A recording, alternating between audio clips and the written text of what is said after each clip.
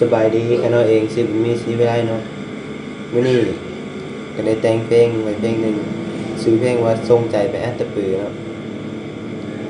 ขอเป็นส่วนหนึ่งให้แก่พี่น้องแขวงแอดตะปือของพวกเฮา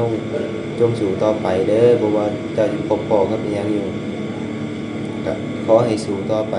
ขอให้หลุดพ้นจากภัยพิบัติครั้งนี้ไปอย่างปลอดภัยเนาะก็ฝากกดไลค์กดแชร์ให้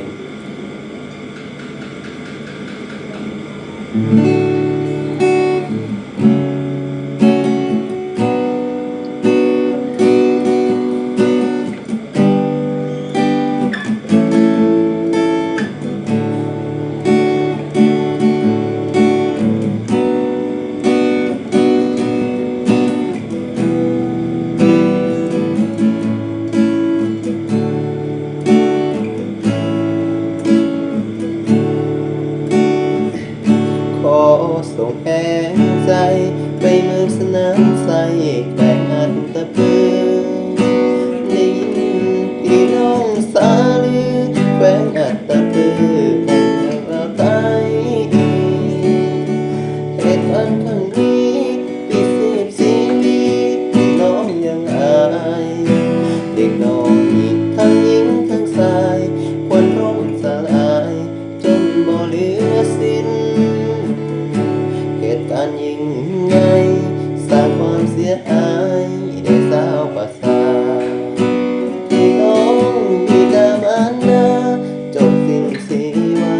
จากเหตุการณ์นี้โศกเศร้าเหลือหลายเพื่อนสานลมหายบ่เหลือสิ้นดีอดทนเด้อญาติมิตรไม่ตรีมืออื่นยังมีให้เริ่มต้นใหม่ เหตุการณ์ครั้งนี้บ่มีวันหลงลืมเลยอุทธรณ์กับภัยครั้งยิ่งใหญ่ของประเท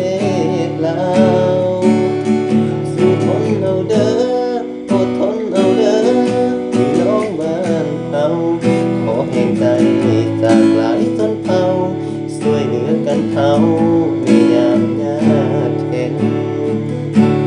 เหตุการณ์ยิ่งใหญ่สร้างความเสียหายแก่สาวประสาพี่น้องบิดามารดาจบสิ้นชีวากับเหตุการณ์นี้โศกเศร้าเหลือหลายเพื่อนสานลมหายบ่เหลือสิ้นดีอดทนเด้อญาติมิตรไม่ตรีมือยังมีให้เริ่มต้นใหม่ เหตุการณ์ครั้งนี้บ่มีวันหลงลืมเลยอุทธรณ์กับภัยครั้งยิ่งใหญ่ของประเทศลาวอดทนเอาเด้อ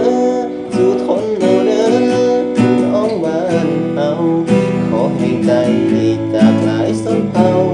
ช่วยเหลือกันเฮาในยามยากเข็ญ ขอให้ไกลจากหลายชนเผ่าช่วยเหลือกันเฮาในยามยากเข็ญฟังแล้วก็อย่าลืมกดไลค์กดแชร์หน่อยเด้อเนาะ